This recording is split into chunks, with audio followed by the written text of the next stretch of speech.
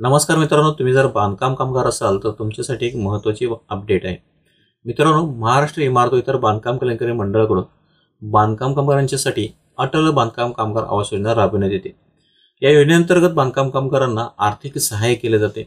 या आर्थिक सहाय्यामध्ये बांधकाम कामगारांना जागा खरेदीसाठी, घर खरेदीसाठी किंवा घर बांधकामासाठी मदत केली जाते. या संदर्भात एक नवीन अपडेट आले, ती या ठिकाणी तुम्ही पाहू शकता.